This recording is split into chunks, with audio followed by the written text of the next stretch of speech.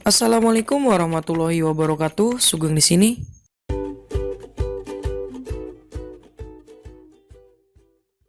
Halo pejuang UTBK, di part 4 ini kita latihan soal simbol. Tes potensi skolastik pengetahuan kuantitatif UTBK 2020.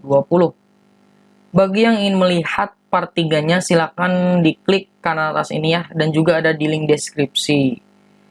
Dan jika teman-teman merasa terbantu dengan adanya video seperti ini, silahkan klik subscribe dan juga aktifkan loncengnya ya, agar teman-teman tidak ketinggalan video terupdate dari saya. Oke teman-teman, langsung saja ya, kita ke nomor 1. Oke, untuk semua bilangan real A, B, C didefinisikan A et B et C itu sama dengan A kali B tambah B kali C tambah A kali C. Jika 3 et 5 et Y sama dengan 31, maka nilai Y adalah berapa? Nah, coba gimana teman-teman? Oke, kalau bentuknya itu adalah simbol ya, kita gak perlu tahu ini apaan sih gitu ya.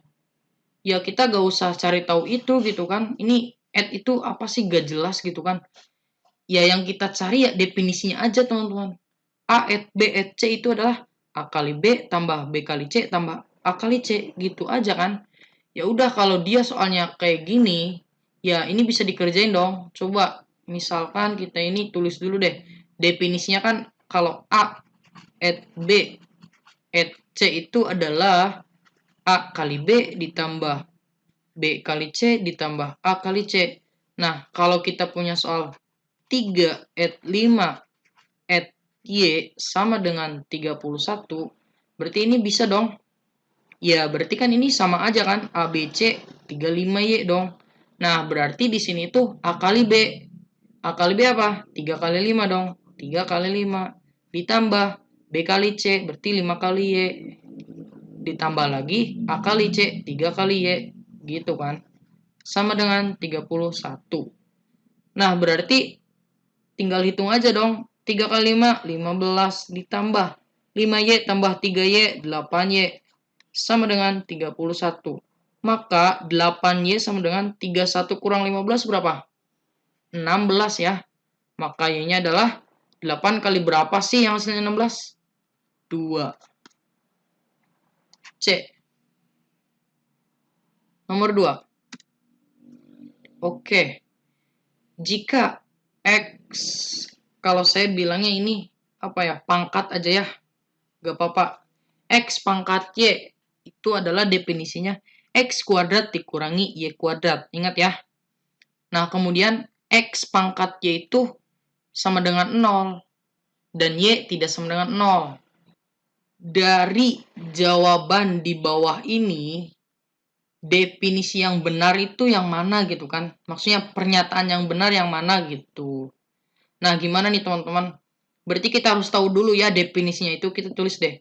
Kalau X pangkat Y misalnya kan, pokoknya X yang kutip kayak gini, Y itu sama dengan X kuadrat minus Y kuadrat. Kemudian, kita tahu bahwa X yang pangkat Y itu adalah 0 kan. Nah, sedangkan di sini Y-nya tidak sama dengan 0. Nah, kita lihat nih jawaban yang benar ini yang mana gitu kan, yang sesuai dengan ini. Coba. Di sini kita tahu bahwa X pangkatnya itu 0. Berarti ini kan sama nih. Ini misalkan kita kotakin, ini juga kotak dong, sama ya. Ya. Nah, berarti ini itu kan 0. Boleh dong ini kita ganti jadi 0. Nah, berarti 0 sama dengan berapa? X kuadrat minus Y kuadrat, ya enggak? Nah, kalau kita si negatif Y-nya pindahkan ke kiri, berarti kan tadinya negatif, jadi positif dong. Ya udah, Y kuadrat sama dengan X kuadrat. Nah, yang mana definisi ini yang sama dengan ini? Coba. Coba, ayo gimana? Oke, yang C ya. Coba, ini bisa kelihatan X kuadrat minus Y kuadrat sama dengan 1, maka X kuadrat ya kali silang aja sama dengan Y kuadrat. Sama aja kan? Ini itu sama dengan ini kan? Y kuadrat sama dengan X. Nah, berarti jawabannya adalah C. Oke teman-teman, kita ke nomor 3. Untuk semua bilangan bulat A dan B didefinisikan kalau kurung kurawal AB ya. Nah, itu sama dengan B kuadrat minus A. Maka nilai dari, oke di sini ada 2 ya, kurung kurawalnya dari 25 adalah berapa? Oke, mudah banget ya. Kita ya lihat aja definisinya kan. Bahwa AB itu adalah B kuadrat minus A. Berarti kalau di sini kan ada 2 nih, ya udah kita yang dalam dulu kan. Coba yang dalam itu apa? 25 ya. 25 berarti yang A-nya yang ini, B-nya yang ini kan. B-nya 5. Berarti 5 kuadrat minus 2. Berapa nih? 25 dikurangi 2 berapa? 23. Nah, 23 itu kan hasil dari ini. Ya ini kita operasikan lagi kan. Jadi 23 operasikan dengan kurung kurawal. Sama dong, ini B kan. Ini B, ini A. Jadi 3 kuadrat minus 2. Berapa nih? 3 kuadrat kan 9, kurangi 2. Berapa? 7. Maka jawabannya adalah C. Lanjut. Oke, nomor 4. 2 angka disebut angka sungkono. Iya, angka sungkono nih. Jika angka hasil akar penjumlahan dari angka kebalikannya hasilnya 2. Nah, lo gimana? Contoh, 2/5 dan 2/3 adalah angka sungkono. Sebab kalau dia kan akar nih, hasil dari akar penjumlahan kebalikannya kan. Nah, kebalikan dari 2/5 kan 5/2. Kebalikan dari 2/3 ya 3/2. Jumlah ini berapa? 8/2 ya. 8/2 kan 4. Tarik akar. Akar 4, 2. Nah, berarti ini adalah angka sungkono ya. Jika A dan B adalah angka sungkono, dan jika A itu 4/5, maka berapakah angka B? Lagi-lagi teman-teman, kita gak perlu tahu apa angka sungkono, apa angka apapun itu kan. Yang penting kita harus tahu definisinya. Di sini kan hasil akar penjumlahan dari angka kebalikannya, yaitu 2 gitu kan. Nah, ini kan seperti yang tadi saya jelasin. Nah, berarti kalau dia ini adalah A-nya 4/5. Nah, berarti kan di sini A-nya itu adalah 4/5. B-nya itu ya yang ditanyakan kan. Nah, coba kita kerjakan nih. Kebalikannya, kebalikan dari 4/5, ya 5/4 dong. Kita jumlahkan ya, jumlahkan dengan B. B itu kebalikannya apa? Ya 1/B misalnya kan. Nah, berarti kalau kita tarik akar, dia kan definisinya diakarin ya. Akan sama dengan 2. Coba gimana caranya? Oke, pintar. Kuadratkan. Jadi yang kiri kuadrat, yang atas kuadrat ya. Nah, berarti ini itu dapat apa? 5/4 kan? 5/4. Kemudian ditambah 1/B sama dengan 4. Oke, sampai sini kita bisa langsung 1/B itu akan sama dengan, nah karena di sini 4, bawahnya 4, berarti kan 4 itu bisa kita tulis 16/4 ya. Nah, kita kurangi dengan 5/4. Berarti jawabannya adalah 1/B sama dengan berapa? 11/4. Maka dapat diketahui bahwa B-nya itu adalah berapa? Kali silang aja kan. B sama dengan 4/11. Maka jawabannya adalah B. Paham ya? Oke, nomor 5. Didefinisikan pagar A itu adalah 1/A. Dan A-nya tidak boleh sama dengan 0. Nilai dari pagar-pagar 12. Oke teman-teman, berarti ya kita harus tahu dulu ya, ini kan definisinya nih. Bahwa pagar A itu adalah 1/A. Nah, berarti kalau dia pagar 12, berarti kan kita kerjakan dari yang kanan dulu ya. Pagar 12 jadi apa tuh? Kita tulis deh, pagar yang depan. Pagar 12-nya jadi 1/12 ya. 1/12. Nah, berarti pagar 1/12. Ya udah kan pagar A itu 1/A. Nah, berarti pagar 1/12 itu ya 1/, dong. 1/, A-nya kan. A-nya ya 1/12 gitu. Jadi berapa? Ke atas aja kan. Jadi 12. Jawabannya adalah A. 6. Untuk semua bilangan real tidak negatif Z, didefinisikan bahwa ini delta ya. Delta Z itu adalah 2/akar Z. Berapakah nilai Z jika delta Z sama dengan 0,5? Oke teman-teman, lagi-lagi kita akan tulis definisinya bahwa delta Z itu adalah 2/akar Z. Oke. Dia nanya kalau delta Z-nya adalah 0,5, berapa gitu kan nilai Z-nya. Nah oke, ini mudah ya. Delta Z itu apa? 2/akar Z. Ya udah, ini bisa kita tulis bahwa 2/akar Z dong. Sama dengan 0,5. 0,5 itu kan ya bisa tulis 1/2 dong. Nah, kali silang dapat akar Z sama dengan 2 kali 2, 4. Maka kita kuadratkan ya. Ini kuadrat. Dapat berapa? Sini. Z sama dengan 16 ya. Berarti Z-nya 16. D. 7. Untuk semua bilangan bulat N didefinisikan bahwa N dolar itu adalah 2N. Untuk N-nya ganjil. N dolar adalah 2N minus 1 untuk N-nya genap. Nilai dari 10 dolar berapa gitu kan. Nah ini maksudnya dolarnya sama ya. Ini sama gitu. Berarti itu adalah ya kita tulis bahwa 10 dolar lagi kan. Nah kita kerjakan dulu bahwa 10 dolar ini berapa. Nanti kita dolarin lagi kan. 10 dolar.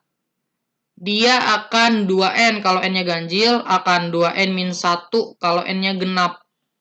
Di sini N-nya adalah genap ya, berarti kita gunakan yang ini.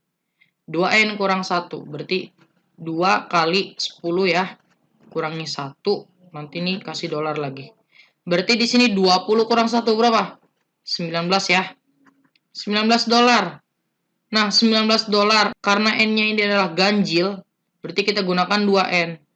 2 kali N-nya 19. 2 kali 19 berapa?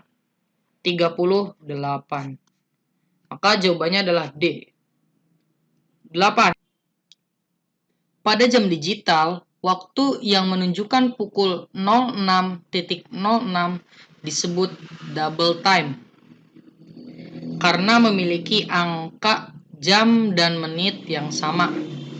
Contoh lain, 07.07, 10.10 gitu kan. Nah, berarti kalau ininya sama kan, jam dan menitnya, berarti itu disebut double time. Terus yang ditanyakan, berapakah jarak waktu terdekat antara dua buah double time? Oke ya. Berarti coba kita tulis dulu, misalkan kan ada 06 sama 06, terus 07, 07, 08 gitu kan, dan seterusnya sampai 12. Nah, itu tuh adalah disebut double time ya. Nah, coba dia nanya berapa jarak waktu terdekat antara dua buah double time. Berarti misal dua buah double time ini sama ini nih. Coba waktunya berapa coba? Jarak waktunya. Coba gimana caranya? Coba misalkan yang ini kan 0707 dengan 0808. Berapa menit nih jaraknya? Coba misalkan 0707 ke 0807. Ini kan berapa? Ya 1 jam ya, 60 menit kan? Nah, 60 menit. Sedangkan dia kan 0808. Berarti kurang 1 kan? 0807 ini. Ya berarti plus 1 aja kan? Jadi berapa? 61 menit. Nah, tapi tunggu dulu ya. Ini ada jawabannya nih, D. Tapi tunggu dulu teman-teman. Dia nanya jarak waktu terdekat gitu kan. Nah, ini kan 61 menit. Ada lagi nggak sih yang lebih kecil gitu jaraknya. Coba 60 menit. Coba ada lagi. Oke. Pinter ya. Misalkan kita punya 12.12 sampai ya 01 ya. 01, 01. Nah, ini coba berapa? Coba teman-teman. Misalkan 12 ya dari misalkan nih 12 ke 01 12 ya. Ini kan 1 jam nih. 60 menit. Sedangkan dia itu ya 0101 gitu kan.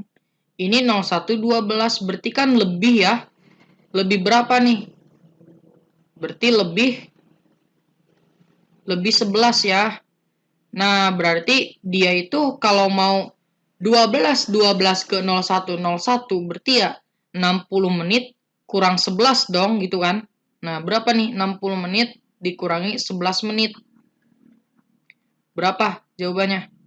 49 ya. 49 menit.